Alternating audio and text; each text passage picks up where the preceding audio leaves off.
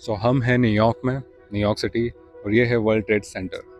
World trade centre, यहाँ से दुनिया का ट्रेड चलता है, दुनिया की इकोनॉमी चलती है, और यहाँ से यहाँ पर जो भी डिसीजंस लेते हैं वो पूरी दुनिया को इम्पैक्ट करते हैं। एक ऐसा ही डिसीजन यहाँ से आया जो नई दिल्ली तक गई, इसकी गूंज जो था 25%, 25% टैक्स ऑन इंडियाज एक्सपोर्ट। अब ये क्यों लगाया है, किस लिए लगाया है, वो सब सियासी मामला भी हो सकता है। अमेरिका को एक मार्केट दिख रहा है जहां पर वो ग्रो करना चाह रहा है, या कुछ नेगोशिएशन टैक्टिक्स, बहुत सारे इसके कयास लगाए जा सकते हैं। लेकिन ये भारत के लिए कितना घातक हो सकता है या भारत के लिए कितना चैलेंजिंग हो सकता है।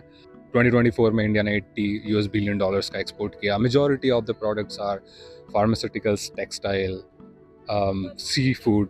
India is the major exporter of seafood and और क्या था jewelleries of course. So India, majority of the products India export to US. So pharmaceutical industries का प्रिडिक्शन यही है कि अगर ये टैक्सेशन कंटिन्यू रहा तो they can see the 15 to 20% drop in their export. Seafood वाली कंपनीज ऑलरेडी रिपोर्ट कर चुकी है that they are losing the customers in US buyers finding different options in different countries. So it can decrease India's 8 to 10 billion US dollar in export, which will definitely gonna impact the economy by 0.5% or 0.4%. पहली deal, America चाहता है अपने GM products और dairy products को India में लाना, because India का market dairy और एग्रीकल्चर का काफ़ी बड़ा है।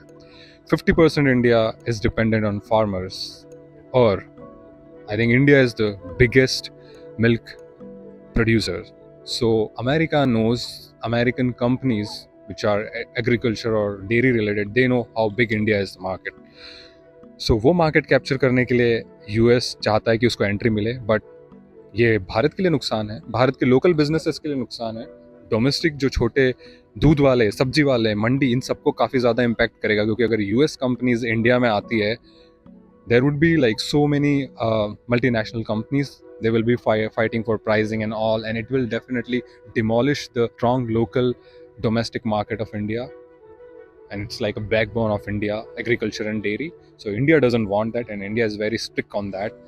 Let's see, it's interesting to see कि इंडियन गवर्नमेंट कितने अपने ग्राउंड पे स्ट्रांगली रह सकती है, कितना अपने किसानों को, अपने डेयरी वालों को बचा सकती है, या फिर यूएस को वो अपॉर्चुनिटी देगी इस बड़े मार्केट की, नेगोशिएट करेगी।